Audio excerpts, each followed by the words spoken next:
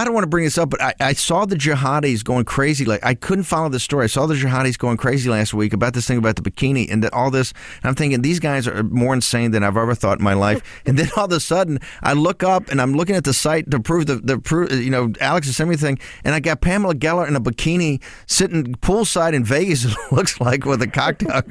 I go, what is, I said, this is a huge heckle. To get serious for a second, Pamela, this thing in Cologne that Raheem and the guys broke yesterday, this story, how do you think that this story of what's going on at Cologne, do you think this is a game changer?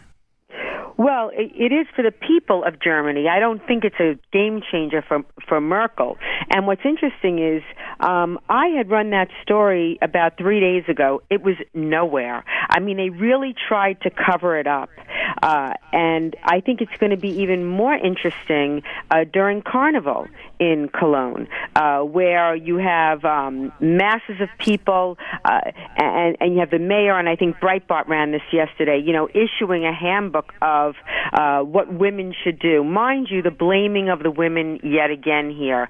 Raheem, jump in here for a second. Tell us what went on in Cologne that has got so many people shocked, and the Pamela Gellers of the world writing on this thing. What happened? And by the way, it wasn't like the Pamela Gellers and the Raheem Qassams did not tell them this day was coming, right? So you have on New Year's Eve this, big celebration going on across major German cities. You have about 1,000 people just congregated outside of Cologne train station, the major train station in what is really a massive city. This is like the equivalent of Boston for the United States. And by the way, one of the most cultured, educated cities. Absolutely. With some of the greatest churches. I mean, the architecture is absolutely stunning. Cathedral, Cologne, stunning. All of that. And what comes out, and Pamela's absolutely correct when she says that. Yes, we all saw the day after in the German press, in the local press, some reports that some people had inappropriately touched women at Cologne station, and they were trying to suppress who it was and what the scale of this thing was. It was only a couple of days later, because of the pressure that was building up by the women who had been sexually assaulted. Some are making claims now that they were raped. Some are saying that they were robbed at the station. There was 1,000 people outside the station of Arab or Middle East or North African looking descent. The police looking on powerless while they committed these crimes against the German people there. And this scandal, by the way, to put some stress on this for people who think maybe this is just Pamela Geller and Raheem Qassam talking about migration as usual. This is the biggest political story in Germany right now. This is quickly becoming the biggest political story in Europe, and I guarantee you, I can say without a shadow of a doubt, this is going to become a huge story here. Here's what I want to turn back to Pamela Geller. Pamela, you have been warning about this for a long time, and a lot of people say Pamela Geller's a kook, Pamela Geller's a wingnut, Pamela Geller's a hater, but the chickens are coming home to roost on this one, aren't they? It's horrible. It's interesting. Other cities had similar incidents, but the one in Cologne was of such magnitude. The number, you see there, seeking 1,000 people and so on and so forth. My German readers that had first started writing me about it, a number of them did not leave the house on New Year's Eve. In Berlin, they were afraid. I mean, you're seeing when they first got reports, to me it was very evocative of Tahrir Square. If you remember during the quote-unquote freedom revolution. Wow. When there were rapes right there. They raped that CBS correspondent, right? Lara Logan. What was different? It really was the same. It really was the same thing, and so they're going to try and cover this up because Merkel is hell bent on this Muslim migration, which she's committed to, despite reality. Okay, so Pamela, this is what people can't understand. That listen to the show or go to the site. I hear it in the comments. I hear it when people call. Why is she? Raheem, we're going to get to you in the next segment because why is she doing this? People don't understand. It's got to be something more than economics. Why is she doing this, and why is she forcing this, given what happened in Cologne, Hamburg, and other cities? Listen, why is the EU doing it? I mean, listen, there's a dichotomy. There's a break between the people and the EU elite. It's just the way it is. This has been going on for years. This is a huge mistake.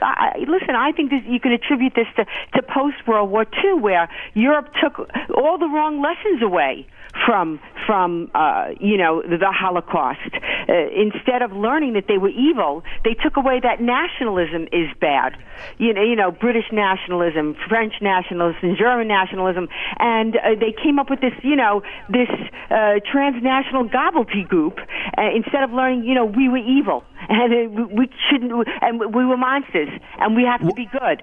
What are the lessons for people in the United States of America? What lessons should we take from Cologne?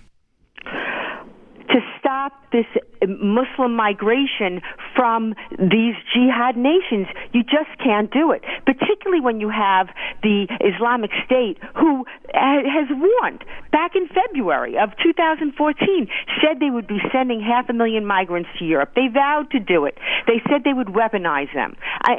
This is not anything surprising, but Europe is doomed. I mean, if it doesn't come down to a civil war, either they're going to go quietly into the night, okay, or they're going to have to fight back because the political elites are ignoring the people. This is unsustainable.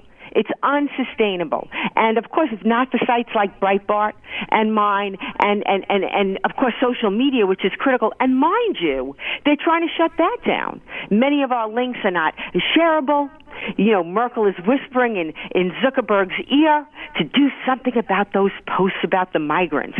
I mean, there's a real suppression here. And so the people are going to either rise up or they're going to succumb.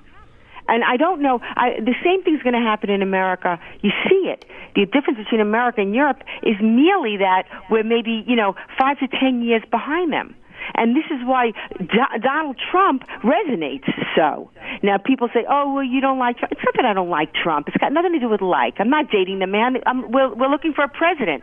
The fact that he attacked us after Garland, it shows he's maintaining two very completely different positions. How can you take a stand against jihad and Sharia and not support the First Amendment? It's too big. There's exactly. a cognitive break there. But he's popular because he's saying things that everyone is thinking. Pamela, thank you. Pamela, we're going to have you. I want to try to get you back on tomorrow if you're free to try to go through this other article on Obadiah, which I think is very important. I want to thank you so much for joining us. That's Pamela Geller, the top leading expert in this field.